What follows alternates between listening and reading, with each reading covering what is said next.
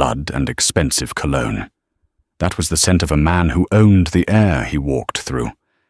He stood in the center of the claustrophobic drawing room, entirely ignoring the weeping father and ignoring the glittering, desperate beauty thrusting her chest forward for his approval. He didn't want the prize. He pointed a thick, scarred finger toward the shadowed corner of the room, straight at the girl chewing on her split lip. Her. I'll take her. Turudash. Dust motes danced in the shafts of grey afternoon light filtering through the Hastings family library. It was a room that tried too hard to be important. The shelves were lined with leather-bound books nobody ever opened, smelling faintly of lemon polish and the unmistakable sour tang of impending ruin.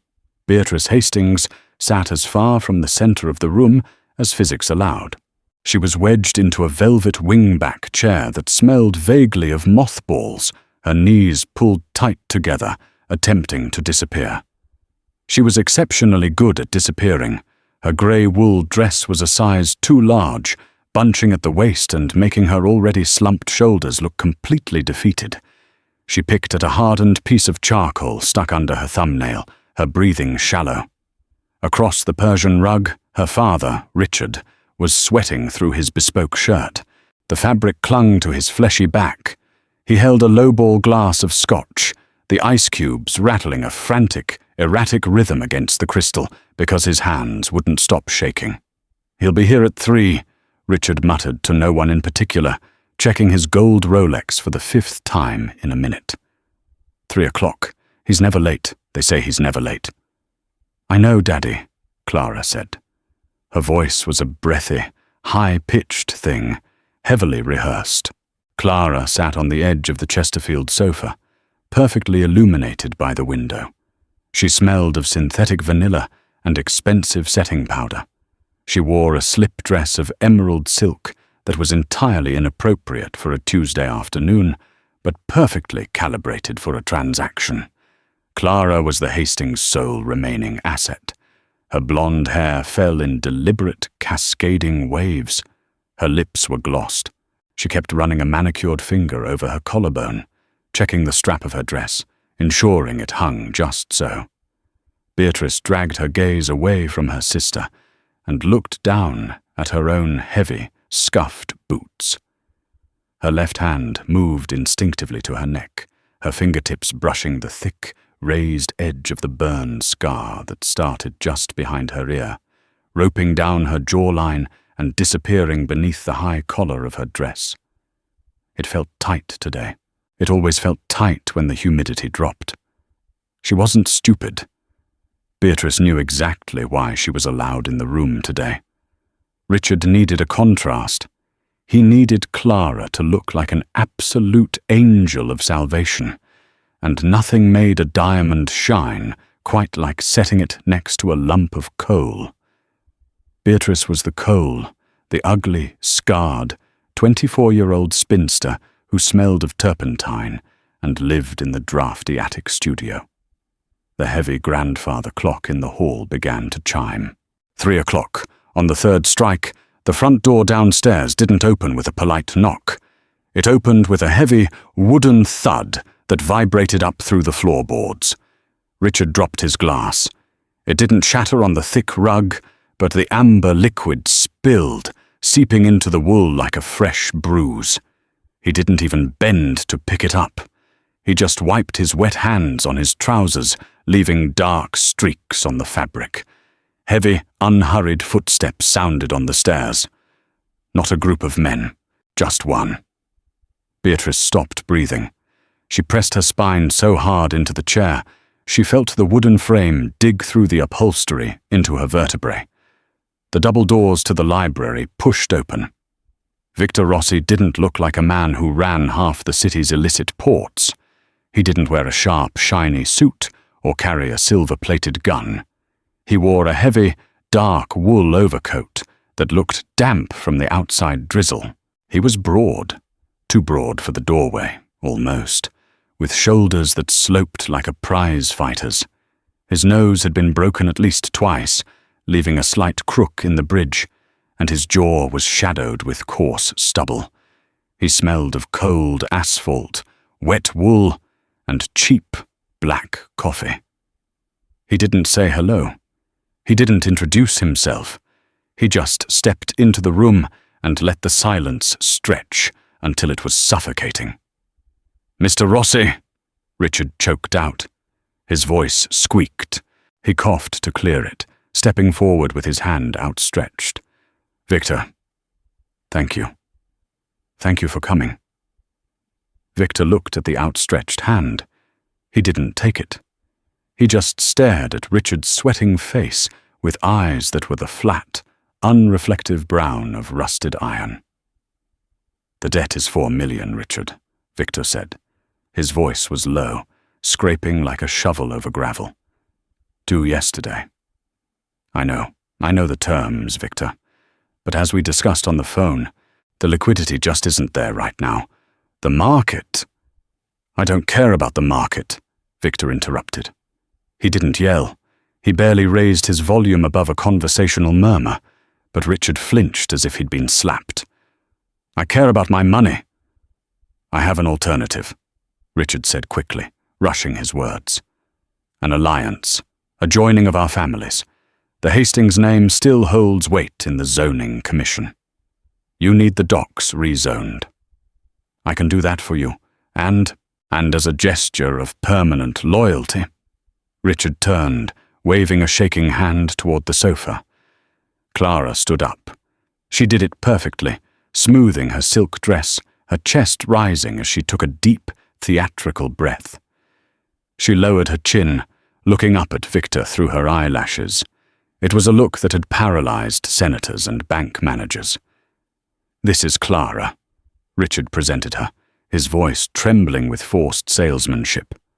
"My youngest. Well, you can see.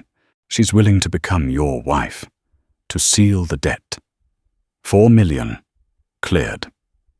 Victor slowly turned his head to look at Clara. Beatrice watched from her dark corner, a strange, sour knot twisting in her stomach.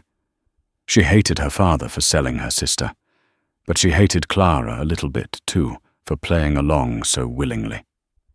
Clara thought this was a movie. She thought she was going to tame the beast. Victor stared at Clara for a long 10 seconds. Clara's practiced smile began to falter. The corners of her glossy lips twitched. The silence grew so heavy that Beatrice could hear the frantic whistling of her father's nasal breathing. Victor's flat gaze tracked over Clara's silk dress, her perfect hair, her trembling, manicured hands. He looked utterly bored. "No," Victor said. The word dropped into the room like a lead weight. Richard's mouth opened and closed. He looked like a fish suffocating on a dock. Excuse me?" Clara's face went entirely slack. The seductive pout vanished, replaced by a raw, unvarnished shock that made her look 12 years old. She blinked rapidly, her cheeks flushing a violently ugly shade of red. "What?" she whispered, dropping her act entirely. Victor didn't repeat himself. He unbuttoned his heavy coat with thick, calloused fingers. "I said no. She's too loud." "She hasn't spoken a word," Richard protested, his panic overriding his survival instincts. "Her dress is loud. Her perfume is loud," Victor stated, finally stepping further into the room. His heavy boots crushed the ice cubes Richard had spilled on the rug. The cracking sound made Beatrice flinch. "I don't need a decoration, Richard. I don't need a woman who takes 3 hours to paint her face so she can stand next to me at dinners I don't go to. I need quiet." He began to pace the length of the room. It wasn't a nervous pace. It was a territorial inspection. He looked at the books, brushing a finger over a dusty spine. "The rezoning keeps you alive," Victor said to the bookshelf. "The marriage ensures you don't betray me to the federal prosecutor, because if you do, your daughter is in my house. But I'm not taking that one." He gestured vaguely backward toward Clara without looking at her. Clara let out a humiliated, wet sound and sank back onto the sofa, covering her face with her hands. Richard was hyperventilating. I don't understand. If you don't want Clara, I don't have the 4 million, Victor. I swear to God, I don't have it. Victor turned. His eyes swept the perimeter of the room, passing over the velvet drapes, the shadowed corners, and finally stopping dead on the wingback chair. Beatrice stopped chewing her lip. She froze, her charcoal-stained thumb hovering inches from her mouth. She felt a cold sweat break out at the base of her neck. Look away, she thought frantically. I am the upholstery. I am a lamp. Look away. Victor tilted his head. He took a step closer. The smell of cold wool and wet asphalt grew stronger, entirely overpowering Clara's vanilla perfume. Beatrice wanted to shrink, but her body betrayed her. A terrifying, involuntary tremor racked her shoulders. Her elbow slipped off the armrest. She jerked sideways to catch herself, knocking her knee hard against the small wooden side table next to her chair. The brass reading lamp on it wobbled violently. She scrambled to grab it, her thick boots tangling in her oversized skirt.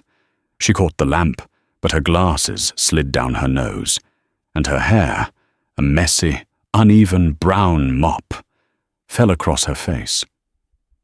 She sat there, panting slightly, clutching the brass lamp like a weapon, peering at the city's most dangerous man over the rims of her smudged lenses. It was the most ungraceful, pathetic display she could have possibly managed. Victor stopped a few feet away. He stared down at her. He looked at the oversized grey dress. He looked at the smudged charcoal on her fingers.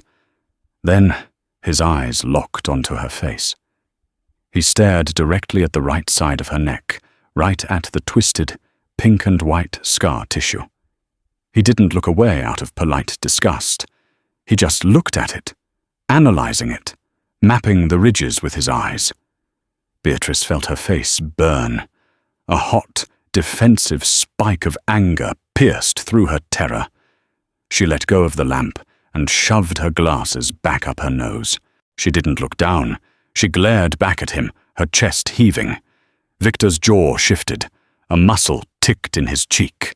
He didn't turn around when he spoke. He kept his eyes locked on Beatrice. Her, Victor said. I'll take her. Richard let out a strangled, high-pitched gasp. Beatrice? No, Mr. Rossi, you don't. You misunderstand. That's Beatrice. I can see she's Beatrice, assuming you name your children, Victor deadpanned. She's not suitable. Richard scrambled forward, stopping a safe few feet from Victor's back. She's sickly. She doesn't go to events. Well, her face, Victor. The accident. She's ruined. Clara is... Victor whipped his head around. The movement was so fast, so violently abrupt, that Richard threw his hands up to cover his face, stumbling backward over his own feet. Did I ask for a catalogue description?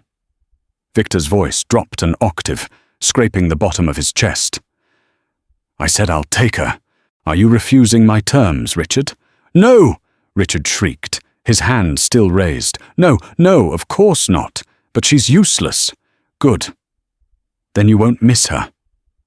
Victor turned back to Beatrice. Beatrice felt entirely detached from her own body.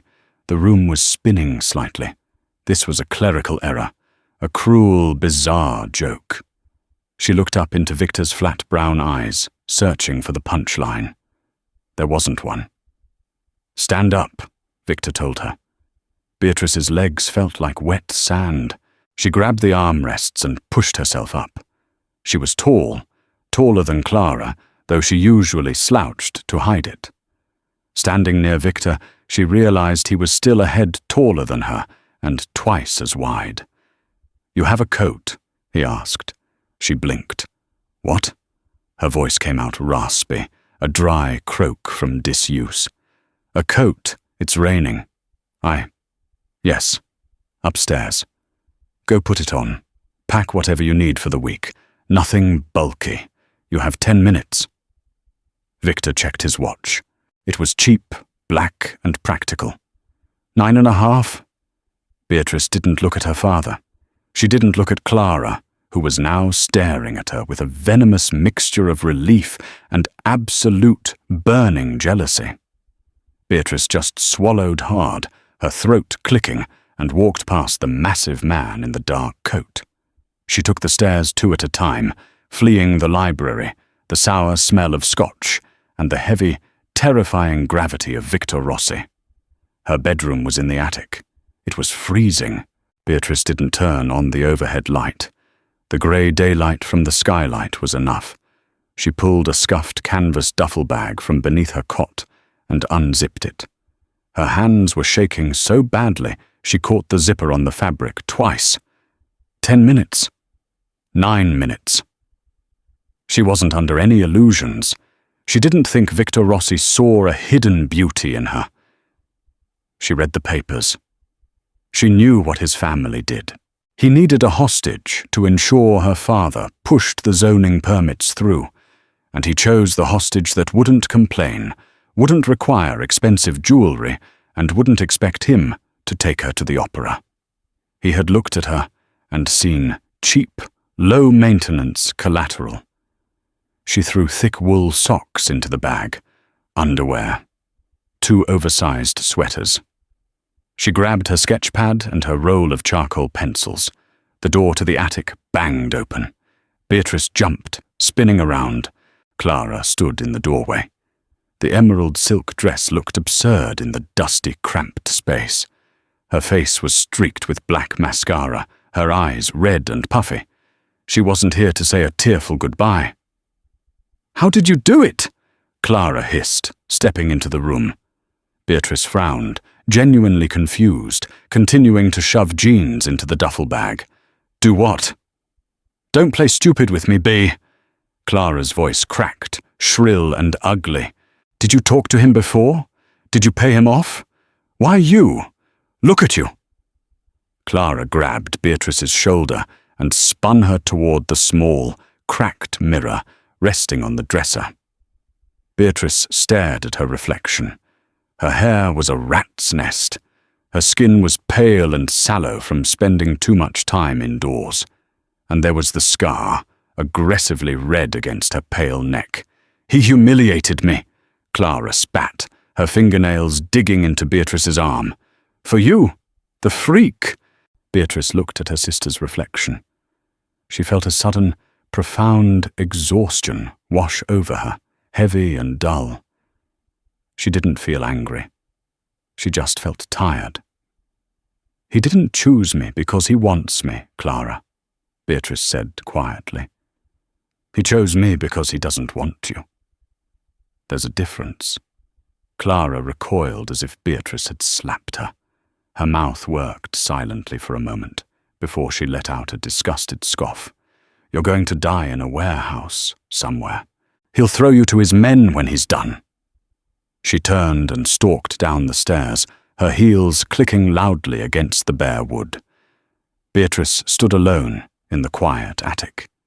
She zipped the canvas bag. She grabbed her heavy, dark green peacoat from the hook on the door, shrugging into it. It smelled of old rain and cedar. When she walked back down the main stairs, the house was entirely silent. Richard was nowhere to be seen.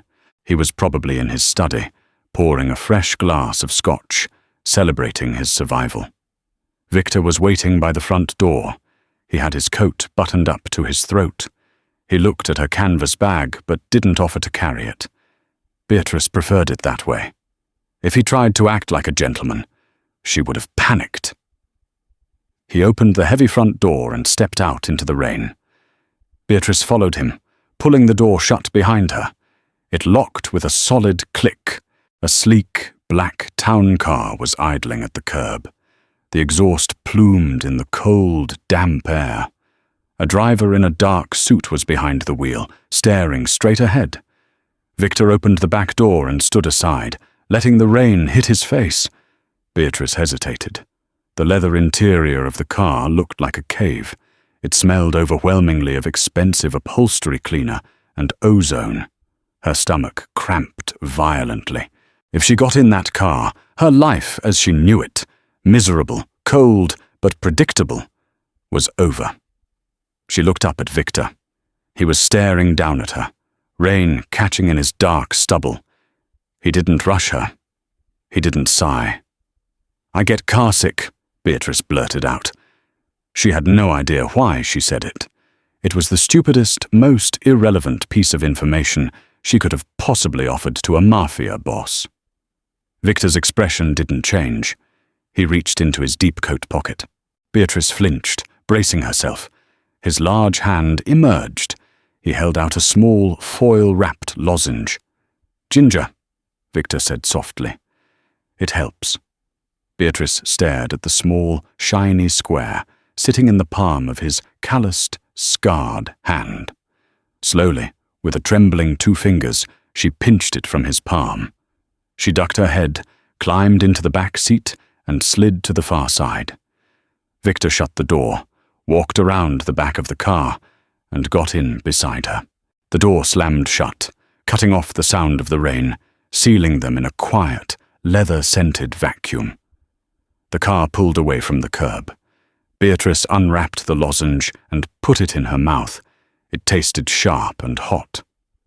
She leaned her head against the cold glass of the window, watching her father's house disappear into the grey fog, realizing with a strange, dark twist of her heart that she wasn't entirely sad to see it go. Rain stripped the color from the city outside the tinted windows, reducing the streets to a smear of wet concrete and bleeding red taillights. Beatrice kept her face turned toward the glass, her breath fogging a small oval patch. The ginger lozenge had dissolved into a thin, hot slick at the back of her throat. It settled the nausea pooling in her stomach, but it did nothing for the erratic, heavy pounding of her heart against her ribs. Victor took up too much oxygen. He sat perfectly still on the opposite side of the leather bench, his massive hands resting loosely on his thighs. He didn't check his phone. He didn't look out the window. He just existed in a silence so complete it felt gravitational. Beatrice could smell the damp wool of his coat mixing with the sharp, clinical odor of the car's air conditioning. Every time the town car hit a pothole, his broad shoulder shifted a fraction of an inch, and Beatrice instinctively pressed herself harder into the door, waiting for an impact that never came. They drove for nearly 40 minutes, leaving the manicured, tree-lined avenues of her father's neighborhood far behind. The architecture bled into something harder. Brick warehouses, chain-link fences topped with coils of rusted razor wire.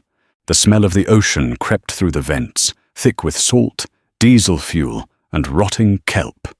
This was the port district, Victor's territory. The car slowed, turning down a narrow, cobbled alleyway that looked like a dead end. Instead, a massive corrugated steel gate rolled open on greased tracks, entirely silent. Beatrice expected a garish mansion. Men with Victor's kind of power usually built monuments to their own egos. White marble, gold fixtures, roaring fountains. But the compound was just a fortress. It was a sprawling, 3-story structure built from dark, weather-beaten stone, surrounded by high walls and security cameras that blinked with a slow, predatory red pulse. Several large men in dark jackets stood under the deep awnings, smoking cigarettes. They didn't smile or wave as the car pulled up. They simply watched, their eyes flat and assessing. The driver put the car in park and killed the engine. The silence rushed back in. Victor opened his own door and stepped out into the drizzle. He didn't wait for the driver to open Beatrice's door, and he certainly didn't come around to open it himself. He walked up the concrete steps to the heavy oak front door, expecting her to follow. Beatrice dragged her canvas duffel across the leather seat, pushed her door open, and stepped out. The cold air hit her face like a wet towel. She hugged the bag to her chest and hurried after him, her heavy boots scuffing against the wet pavement. Inside, the house smelled of beeswax, wood smoke, and old paper. It was overwhelmingly masculine. The floors were dark, wide plank mahogany. The walls were painted a deep, matte slate. There were no decorative vases, no abstract paintings, no photographs. It looked less like a home and more like a high-end bunker. Victor was shrugging out of his damp overcoat. A man with a broken nose and a silver streak in his dark hair appeared silently from a side hallway to take it. The man glanced at Beatrice, his eyes flicking briefly to the scar on her neck before looking away. He didn't say a word. "Take her upstairs," Victor said to the man, his voice a low rumble in the cavernous foyer. "Second door on the right." Victor didn't look back at her. He turned and walked down a long corridor, his heavy boots echoing on the wood, disappearing into the shadows of the house. The man with the silver streak gestured with his chin toward a wide, dark oak staircase. "This way, miss." Beatrice followed him, her legs feeling like hollow reeds. The stairs groaned slightly under their weight. Second floor. Down a hallway lined with closed, heavy doors. He stopped at the second one on the right, pushed it open, and stepped back. Beatrice walked in, her grip on her duffel bag white-knuckled. The room was large, functional, and devoid of personality. A queen-sized bed with crisp, dark grey linens, a heavy wooden dresser, a reading chair by a tall, iron-framed window that looked out over the bleak, rain-swept docks. It was a beautiful prison cell. "Bathroom is through there," the man said, pointing to a side door. "Dinner is at 7. Someone will come get you." He turned to leave, pausing in the doorway. He looked at her, his expression entirely neutral. "There's a lock on the inside of the door. Use it if it helps you sleep. But nobody on this floor is going to bother you. The boss doesn't allow strays up here." He pulled the door shut behind him. It clicked loudly in the quiet room. Beatrice stood frozen in the center of the rug for a full minute, listening to his footsteps fade down the hall. Slowly, mechanically, she walked over to the door and turned the heavy brass thumb turn. The lock engaged with a solid, satisfying thunk. She dropped her bag on the floor, walked over to the edge of the bed, and sat down. The mattress was firm, expensive. She reached up with a trembling hand and traced the raised, jagged edge of the burn scar on her neck. Her lungs hitched, a sudden, desperate gasp for air escaping her throat, and she buried her face in her cold hands. She didn't cry. Crying was a luxury for people who thought someone might comfort them. Beatrice just sat there in the quiet grey room, breathing through her teeth, waiting for the terror to finally consume her. Hunger gnawed at the lining of her stomach, a sharp, acidic ache that managed to pierce through her exhaustion. Beatrice looked at the small clock on the bedside table. 6:55. She hadn't unpacked her bag. She hadn't even taken off her heavy boots. She had spent the last 3 hours sitting in the armchair by the window, watching cargo ships move like slow, rusted leviathans through the grey fog of the harbour. The house had remained terrifyingly quiet. No shouting, no gunshots, just the low, distant hum of the city and the occasional muffled tread of heavy boots on the floorboards below. A sharp knock on the door made her jump. "Miss." It was a woman's voice, older, raspy, with a smoker's edge. "Dinner." Beatrice stood, her joints popping in the quiet room. She smoothed down her oversized grey dress, a useless gesture that only highlighted how violently out of place she was. She walked to the door, unlocked it, and pulled it open. A short, stout woman with greying hair pulled into a tight bun stood in the hallway. She wore a simple black blouse and slacks, holding a pristine white dish towel. She looked Beatrice up and down, her dark eyes sharp and entirely unimpressed. "I'm Marta," the woman said abruptly. "Follow me." He doesn't like to wait." Beatrice didn't speak. She just nodded and followed Marta down the stairs. She was led to a dining room at the back of the house. It wasn't the grand, sweeping banquet hall she had pictured. It was a smaller, intimate room with dark wainscoting and a heavy, square oak table that sat only 4 people. A low iron chandelier cast a warm, dim pool of light over the dark wood. Victor was already seated at the head of the table. He had changed out of his damp suit. He wore a simple, dark, long-sleeved Henley shirt that pulled tight across his broad chest and thick arms. The casual clothing somehow made him look more dangerous, stripping away the veneer of the businessman and leaving only the muscle and the scars. He was reading through a stack of thick, manila folders, a pair of reading glasses perched on the crooked bridge of his nose. The glasses made him look strangely human, a bizarre contradiction to the heavy, knuckle-scarred hands turning the pages. He didn't look up when Beatrice entered. Marta pulled out the chair directly to Victor's right. Beatrice sat down rigidly. The chair was heavy, the wood hard against her spine. "Bring it in," Victor murmured, his eyes still locked on the papers. Marta disappeared through a swinging door. She returned a moment later, carrying a large ceramic platter, setting it in the center of the table. It wasn't a delicate, multi-course meal cooked by a Michelin-starred chef.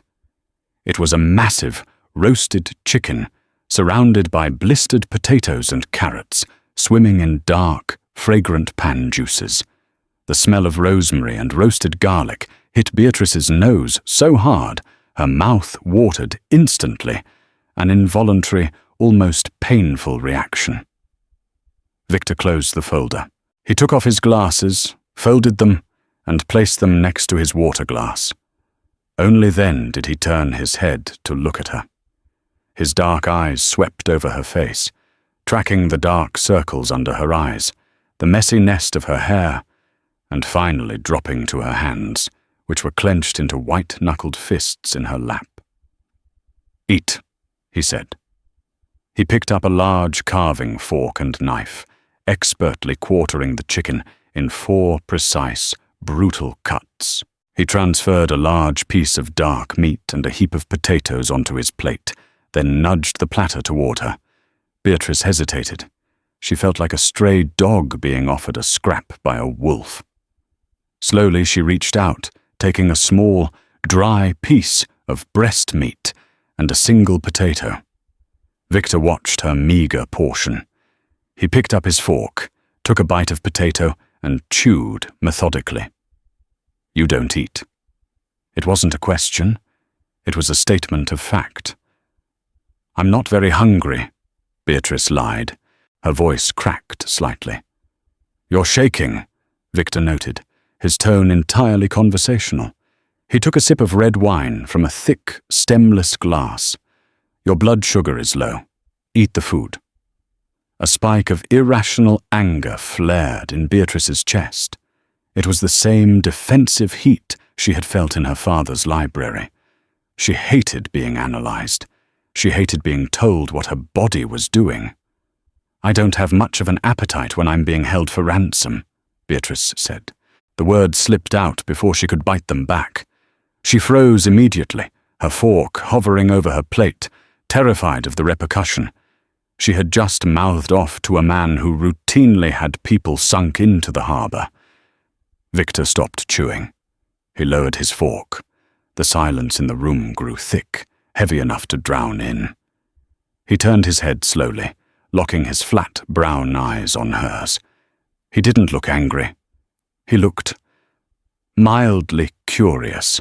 "Ransom requires an exchange," Victor said, his voice dropping into that low, scraping register. "Someone has to want you back. Your father locked the door the second the car pulled away." The truth of it hit her like a physical blow to the sternum. It wasn't a secret, but hearing it spoken aloud with such casual brutality stripped away whatever tiny, pathetic delusion she had left. She felt her throat tighten. Her hand moved instinctively, flying up to her neck, her fingers pressing desperately against the thick, raised scar tissue, trying to ground herself in the familiar texture of her own ruin. Victor watched her hand. He watched her fingers dig into her neck. "Stop doing that," he commanded. Beatrice flinched. "Doing what?" "Touching your neck, trying to hide it."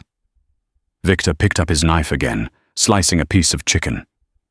Nobody in this house gives a damn about a burned scar.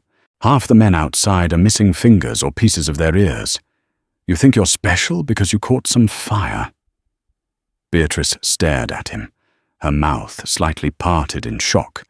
Her father had spent 10 years treating her scar like an open, rotting wound, flinching whenever he saw it, paying for expensive high-collared dresses to pretend it didn't exist. Victor Rossi had just equated it to a lost fingernail. "It's ugly," she whispered, the words tearing out of her against her will. Victor took a bite of meat. He chewed, swallowed, and took another drink of wine. He set the glass down, the heavy crystal thudding softly against the wood. "I've seen ugly," Victor said simply, looking her dead in the eyes. "Ugly is what happens when a man begs for his life and offers his own daughter to save his skin. Ugly is your sister dressing up like a whore to seal a business deal. You're just damaged. There's a difference." He pointed his fork at her plate. "Now eat the goddamn chicken before it gets cold." Beatrice sat perfectly still for a long moment. Her chest heaved. The knot of pure terror in her stomach hadn't vanished, but it had shifted, morphing into something utterly confusing. She looked down at her plate. Her hand was trembling violently as she picked up her knife. She cut a piece of the dry chicken. She put it in her mouth. It tasted like ash, but she chewed. She swallowed. Victor didn't say another word. He went back to his meal, cutting, chewing, and ignoring her entirely. And for the first time in 10 years, sitting next to a monster in a fortress, smelling of diesel and old blood. Beatrice slowly let her hand drop away from her neck. Time lost its shape inside the stone walls of the compound. Days bled into a monotone loop of grey rain, heavy silence, and the distant, rhythmic groaning of the cargo ships in the harbour. Beatrice quickly learned the internal rhythms of the house. It wasn't a home. It was a machine. Breakfast was at 6. Victor never attended. Lunch was a solitary affair, usually a sandwich left on a plate in the kitchen by Marta, who communicated mostly in sharp nods and disapproving sighs. Dinner was the only time Beatrice saw him. They sat at the same small oak table, eating heavy, perfectly cooked meals in a silence so dense it felt like a physical weight pressing against her eardrums. Victor read his manila folders. Beatrice chewed her food meticulously, terrified that the clinking of her silverware might disturb him. By the 4th day, the sheer, crushing boredom overrode her terror. She began to wonder. The 2nd floor was mostly empty bedrooms, their furniture covered in white cotton sheets that smelled of dust and lavender. The 3rd floor was locked. The ground floor was a network of offices, a massive kitchen, and the cavernous foyer where men in wet coats constantly came and went, whispering in low, urgent voices. It was at the end of a narrow hallway behind the kitchen that she found the conservatory. It was a glass-enclosed porch jutting out toward the rear of the property, overlooking a steep drop-off to the oily black waters of the bay. The glass was grimy, streaked with years of salt spray, filtering the harsh afternoon light into a dull, bruised purple. The room was freezing. It smelled of cracked terracotta, dead potting soil, and neglect. A few massive dead ferns sat in the corners, their brown fronds curled inward like skeletal fingers. To Beatrice, it was perfect. She dragged a heavy wooden stool from the kitchen, retrieved her canvas duffel from her bedroom, and unpacked her supplies. She didn't paint. Painting required color, and Beatrice felt completely drained of colour. She worked in charcoal. She sat on the stool, pulling her thick grey cardigan tight around her chest against the draught, and unrolled a sheet of heavy toothpaper. She picked up a stick of willow charcoal. The familiar, dry friction of the burnt wood against the paper sent a wave of profound relief through her chest. It was the only sound in the world she entirely controlled. She didn't draw flowers or portraits. She drew what she saw through the dirty glass. The jagged, brutal architecture of the shipping cranes. The sharp, unyielding angles of the cargo containers stacked like children's blocks. The churning, violent froth of the grey water. She lost hours. The cold seeped into her joints, making her fingers stiff, but she didn't stop. She smeared the charcoal with the heel of her hand, shading the heavy clouds, her palms turning entirely black. The dust settled on the cuffs of her sweater and smudged across her cheek when she absent-mindedly pushed her uneven hair out of her eyes. "You grip it too tight." The voice was a low rumble, blending so perfectly with the distant thunder rolling off the bay that Beatrice didn't immediately register it was human. She gasped, her hand jerking violently. The stick of charcoal snapped in two. The jagged edge gouged a harsh, thick black line straight across the delicate shading of the water she had just spent an hour perfecting. Victor was leaning against the doorframe. He wore a dark wool sweater, his arms crossed over his chest. He looked completely relaxed, but his eyes were sharp, tracking the violent line she had just carved into the paper. He smelled of rain, strong black coffee, and gun oil. Beatrice's heart hammered frantically against her ribs. She scrambled to stand up, her stool scraping loudly against the stone floor. She instinctively brought her blackened hands up to her chest, curling them inward to hide the dirt, her shoulders hunching forward. I'm sorry," she stammered, her voice thin and breathy. "I didn't know. I shouldn't be in here. I'll clean it up." Victor didn't move. He kept his eyes on the ruined drawing. "I didn't tell you to stop," he said. He pushed off the doorframe and walked slowly into the cold room. His heavy boots made no sound on the stone. "I said you grip it too tight. You're trying to force the line instead of letting the wood do the work." He stopped beside her. He was close enough that the ambient heat rolling off his massive frame combated the draft coming through the glass. Beatrice held her breath, her eyes fixed on the center of his chest. Victor reached out. He didn't touch her. He pointed a thick, scarred finger at the snapped piece of charcoal resting on the ledge of her makeshift easel. "Pick it up." Beatrice hesitated. Her hands were shaking so badly she felt ridiculous. Slowly, she reached out and pinched the broken stick of charcoal between her thumb and forefinger. "Looser," Victor commanded. She relaxed her grip a fraction of a millimeter. "You're holding it like a knife, Beatrice. It's burnt wood. If you choke it, it breaks." He reached out and wrapped his massive hand over hers.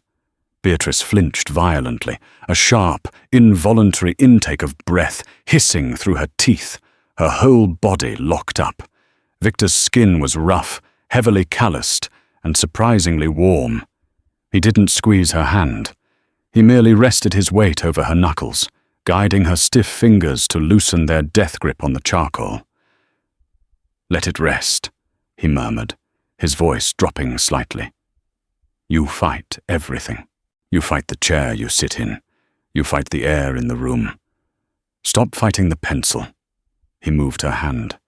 Gently, fluidly, he guided her wrist, pressing the side of the charcoal against the paper. The sweeping motion created a soft, blurred shadow over the harsh gouge she had made. He guided her hand again, blending the mistake into the dark, rolling waves of her drawing, turning an error into a deep, turbulent shadow. The smell of his cologne was entirely absent today. He just smelled like a man, like sweat, wool, and heavy, dangerous gravity. He let go of her hand and stepped back. The sudden absence of his heat made the room feel 10 degrees colder. "If you're going to make a mess in here," Victor said, his tone shifting back to flat, pragmatic authority, "tell Marta to bring a space heater. You're going to freeze to death, and I don't want to deal with the paperwork." He turned and walked out of the conservatory without looking back. Beatrice stood frozen, staring at the soft, blended shadow on the paper. Her blackened hand was still hovering in the air. Her chest hitched, a strange, suffocating tightness gripping her lungs. It wasn't fear, and it wasn't gratitude. It was something entirely unnameable, and it terrified her more than the silence. Wood shattered with the sharp, violent crack of a gunshot. Beatrice bolted upright in bed, her sheets tangling around her legs. Her heart exploded in her chest, a frantic bird battering against a cage. She threw her hands over her mouth to stifle a scream. The small clock on the bedside table read 2:14 a.m. Another crash echoed from downstairs. It sounded like heavy furniture being thrown against a wall, followed immediately by a wet, sickening thud and a guttural groan. "Nobody on this floor is going to bother you," the man with the silver streak had told her. "The boss doesn't allow strays up here." She was safe as long as she stayed behind the locked door. Survival instinct screamed at her to crawl under the bed, to press herself into the darkest corner and disappear, just like she had always done in her father's house. But a strange, morbid gravity pulled at her. She threw off the covers. The wooden floor was freezing against her bare feet. She wore one of the oversized faded t-shirts she slept in, the hem dropping mid-thigh. She crept toward the door, her breath coming in shallow, silent gasps. She turned the brass lock. It clicked loudly in the quiet room. She froze, waiting for footsteps. But none came. Slowly, she pulled the door open an inch. The hallway was dark, illuminated only by the pale moonlight filtering through a tall window at the far end. The sounds from downstairs had shifted. The crashing had stopped, replaced by a low, wet gasping, and the calm, conversational murmur of Victor's voice. Beatrice slipped out of her room. She hugged the wall, sliding her bare feet silently across the floorboards until she reached the heavy oak banister overlooking the foyer. She crouched low, peering through the wooden spindles. The scene below was lit by a single, harsh, overhead pendant lamp. A man was kneeling on the mahogany floor. His face was a ruined mask of blood and swelling. One of his eyes was swollen completely shut, the skin a glistening, angry purple. His hands were zip-tied behind his back, and he was swaying slightly, his breath wheezing through a broken nose. Standing behind him was Dominic, the man with the silver streak. He held a short, thick iron pipe, his face entirely impassive. Victor stood directly in front of the kneeling man. He wasn't wearing a suit. He wore dark grey sweatpants and a tight black t-shirt. His knuckles were raw and split, smeared with fresh blood that wasn't his.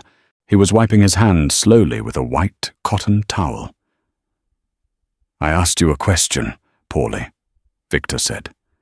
His voice wasn't raised. It didn't hold an ounce of anger. It was the exact same flat, pragmatic tone he used when telling Beatrice to eat her dinner. 200 kilos don't just walk out of a secure warehouse. It requires signatures. It requires a truck. And it requires someone looking the other way. "I swear to Christ, Victor," the kneeling man sobbed, spitting a thick glob of blood onto the floor. "I swear. I was at my daughter's recital. I wasn't even on shift." Dominic pulled the security footage poorly. Victor tossed the white towel onto a side table. He crouched down, his knees popping slightly, bringing his face level with the kneeling man. "The cameras at the loading bay went dark for 12 minutes, Victor said softly. The cameras at the front gate, however, did not. Your Honda Civic left the yard 3 minutes after the bay went dark. Now, Unless your daughter was playing the flute in the back of a cargo container, you have a problem." "Please," Paulie begged. The word tore out of his throat, high and desperate. He leaned forward, trying to rest his forehead against Victor's knee, a pathetic gesture of submission. Victor grabbed the man by the hair, violently jerking his head back. Beatrice clamped her hands over her ears, shutting her eyes tight. She squeezed them so hard, bursts of yellow light flashed behind her eyelids. She waited for the gunshot. She waited for the horrific sound of bone breaking. Instead, Victor just sighed. It was a heavy, exhausted sound. "Take him down to the docks," Victor said to Dominic, standing up and releasing the man's hair.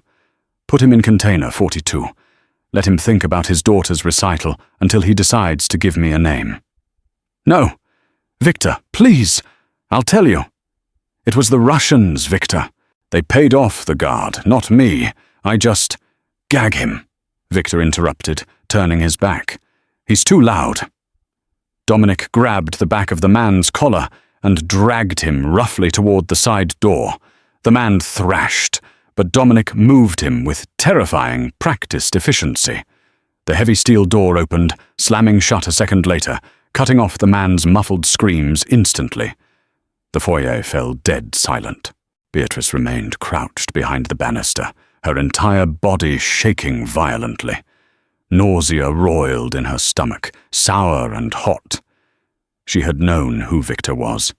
She had known the reality of his world, but knowing it intellectually and watching him orchestrate a man's torture in sweatpants were two entirely different things.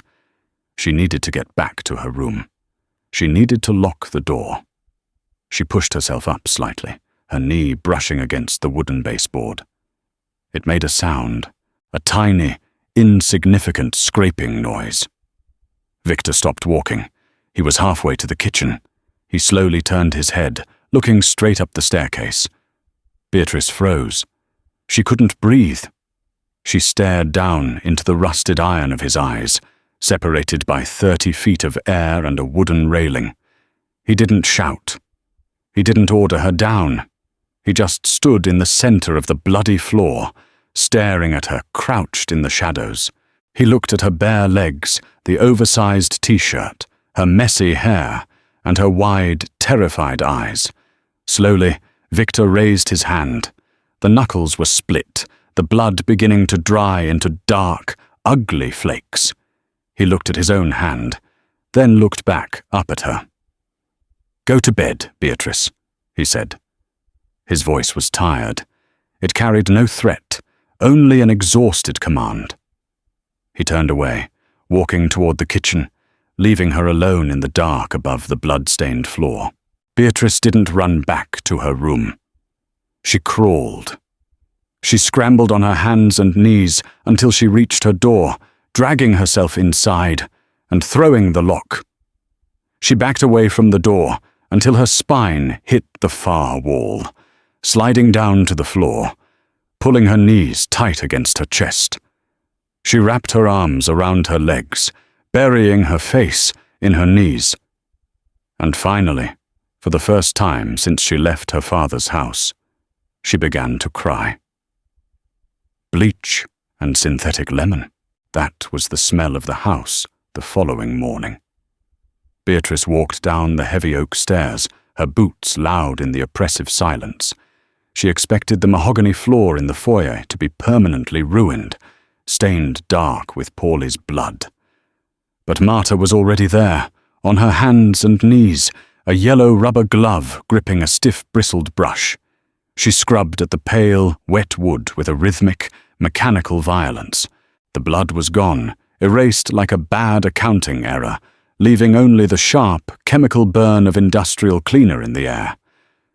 Marta didn't look up as Beatrice skirted the wet patch, hugging the wall. Beatrice didn't go to the kitchen. She didn't go to the conservatory. She walked straight down the ground floor corridor, past the locked doors she usually avoided, until she reached the heavy double doors at the far end. Victor's office. She stood outside for a full minute. The terror from the night before hadn't vanished, but it had calcified. Crying on her floor until 3 in the morning had stripped her of her panic, leaving behind a hollow, brittle exhaustion. She was tired of waiting for the axe to fall. She raised a closed fist and knocked twice. The sound was pathetic, barely louder than a scratching mouse. "In." Victor's voice was muffled through the thick wood. Beatrice turned the brass knob and pushed. The door was heavy, dragging slightly on the rug. The office smelled of old cigar smoke, leather, and stale coffee. Victor was sitting behind a massive, battered desk. He wore a crisp white shirt, the sleeves rolled up past his elbows, exposing thick forearms corded with muscle and faded, jagged scars. He was writing something in a ledger with a black fountain pen. He didn't look up when she closed the door behind her. "I need to know," Beatrice said. Her voice cracked on the first word, but she forced the rest out, locking her knees to keep them from shaking. "I need to know why I'm here." Victor finished his sentence. He dotted a period with a deliberate press of the nib, then screwed the cap onto the pen. He laid it flat on the desk, parallel to the ledger. Only then did he lean back in his leather chair and look at her. His eyes were bloodshot. The split knuckles on his right hand were swollen, the skin pulled tight and shiny over the joints. "You're collateral," Victor stated. "It wasn't cruel, it was an inventory check. Your father rezones the docks. I get my warehouse space. You go home. We covered this on day 1. "No," Beatrice said. She took a step forward, surprising herself. She crossed her arms tightly over her chest, digging her fingernails into her own sleeves. "That explains why you took a hostage. It doesn't explain why you took me. Clara was right there. Clara is what men like you want. She would have smiled for your men. She would have worn whatever you bought her. She would have pretended." Victor stared at her. The silence stretched, heavy and suffocating. A heavy grandfather clock ticked in the corner, marking the seconds. "Exactly," Victor finally said. The word dropped like a stone. Beatrice frowned, her brow furrowing. "What?" "She would have pretended." Victor leaned forward, resting his thick forearms on the desk. He didn't blink. "I live in a world where everyone pretends, Beatrice. Men pretend they are loyal until I catch them selling my shipments. Politicians pretend they have morals until I put cash on their desks. Your father pretends he's a respectable businessman while he pimps out his youngest daughter to clear a gambling debt." He pointed a thick, bruised finger at her. "You don't pretend. You sat in that chair in your father's library, terrified out of your mind, and you glared at me. You didn't flutter your eyelashes. You didn't offer me anything. You dropped a lamp and looked at me like I was exactly what I am." Beatrice swallowed hard. Her throat was sandpaper. "I chose you," Victor continued, his voice dropping into that low, gravelly register. "Because I don't want a woman in my house who thinks this is a game. I don't want someone who expects me to be a gentleman. I wanted quiet. I wanted someone who knows what it means to be damaged, so I wouldn't have to explain the blood on the floor." Beatrice felt a cold shock ripple down her spine. He wasn't romanticizing her. He wasn't telling her she was secretly beautiful. He was telling her they were both monsters, just in different ways. She had a ruined face. He had a ruined soul. "I'm not like you," she whispered. "No," Victor agreed, picking up his pen again. "You're not. You hide in corners. I own the room. But we both know the world is ugly. Now go away, Beatrice. I have work to do." He unscrewed the cap of his pen. The conversation was over. Beatrice stood there for another few seconds, watching his heavy hand move across the paper. She didn't feel relieved, but the crushing, suffocating weight in her chest had loosened. She turned and walked out of the office, pulling the heavy door shut until it clicked. 10 days later, the rain finally stopped. The grey clouds broke, allowing harsh, blinding shafts of white sunlight to strike the oily water of the harbour. Beatrice was in the conservatory. The space heater Marta had wordlessly dragged in a week ago hummed in the corner, fighting the chill of the glass. Beatrice's hands were black with charcoal dust. She was working on a massive piece of paper she had taped to a wooden board, shading the rusted, geometric lattice of a shipping crane. She had stopped trying to draw the water. The water was too chaotic. She liked the steel. Steel made sense. The heavy stone door of the conservatory scraped open. Beatrice didn't jump this time. She had learned the sound of his boots. She kept her eyes on her paper, blending a dark shadow into the crane's base with her thumb. Victor walked into the room. He wasn't wearing a sweater today. He wore a tailored black suit, his tie loosened, a dark wool overcoat draped over his arm. He looked exactly like the man who had walked into her father's library 2 weeks ago. Dangerous, immovable. He didn't correct her grip today.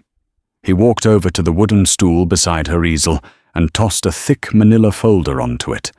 It hit the wood with a heavy, final thud. Beatrice stopped blending. She lowered her hand, looking at the folder, then up at his face. "The zoning commission voted this morning," Victor said. His voice was completely flat. "The permits are approved. Your father's debt is cleared." Beatrice stared at him. Her ears rang slightly, a high, thin pitch. "Cleared? I own the docks. He keeps his kneecaps." Victor reached into his coat pocket and pulled out a small, thick stack of $100 bills bound with a rubber band. He tossed it onto the folder. "There's a car idling in the courtyard. The driver will take you wherever you want to go. Back to your father's house. A hotel, an airport. It doesn't matter to me." He was letting her go. Beatrice looked down at the money. It was more cash than she had ever seen in her life. It was freedom. It was exactly what she had prayed for every single night of the first week she was here. She turned her head to look out the grimy glass. She could see the courtyard. The heavy steel security gate was rolled entirely open. The black town car was waiting, exhaust curling in the cold, bright air. The driver was standing by the open back door. "I'm free to leave," she stated. It didn't sound like a question. "The transaction is complete," Victor confirmed. He checked his watch. "Pack your bag. The driver has other stops to make." He turned to leave. "Wait," Beatrice said. Victor stopped.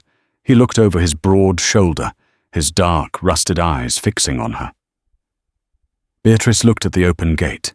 She thought about her father's house. She thought about the smell of mothballs, the fake smiles, the way Richard looked at her scar with barely concealed disgust, hiding her in the attic so she wouldn't ruin his aesthetic. She thought about Clara's venom. Then she looked at the cold, drafty conservatory. She looked at the space heater Marta had brought. She thought about a man who didn't care about her scars, who told her to stop hiding, who let her draw the ugly, broken things in his world because he understood them. The outside world demanded she apologize for existing. This house only demanded she eat her dinner. Beatrice picked up her dirty rag and wiped the thickest layer of charcoal dust from her fingers. She turned back to her easel. She didn't look at the money. She didn't look at the folder. "I haven't finished the crane," Beatrice said quietly. Victor didn't move. The silence in the conservatory stretched, completely devoid of the usual tension. It wasn't a standoff. It was a recalibration. "You're not a hostage anymore, Beatrice," Victor said, his voice dropping slightly. "If you stay in this house, you know what happens here. You know what I do." "I know," she replied. She She picked up a fresh stick of willow charcoal, holding it loosely in her fingers, just like he had taught her. She didn't fight the wood. I get car-sick anyway. She pressed the charcoal to the paper, drawing a sharp, definitive line down the center of the steel beam. For a long, heavy moment, the only sound in the room was the dry, scratching friction of burnt wood on paper. Beatrice didn't turn around, but she heard the slow, deliberate rustle of fabric. She heard Victor turn fully toward her. He walked back to the stool. He picked up the stack of cash and shoved it back into his pocket. He picked up the manila folder. "Tell Marta to clean the glass in here tomorrow," Victor said, his voice returning to its normal, practical rumble. "You can't see the water." "Okay," Beatrice whispered. "Dinner is at 7, he added. "Don't be late." He walked out of the room. The heavy stone door clicked shut behind him, leaving Beatrice alone in the quiet, bruised light, her hands black with dust, finally feeling something that felt dangerously close to home. Thank you so much for reading Beatrice and Victor's story. If you loved this deeply grounded, dark romance and want to see more stories where the flawed, raw characters find their own twisted version of a happy ending, please hit that like button. Share this video with a friend who appreciates a mob boss, who actually respects boundaries. And don't forget to subscribe to the channel for more original audio stories every week. Leave a comment below, telling me what you thought of Beatrice's final choice. Would you have stayed or gotten in the car?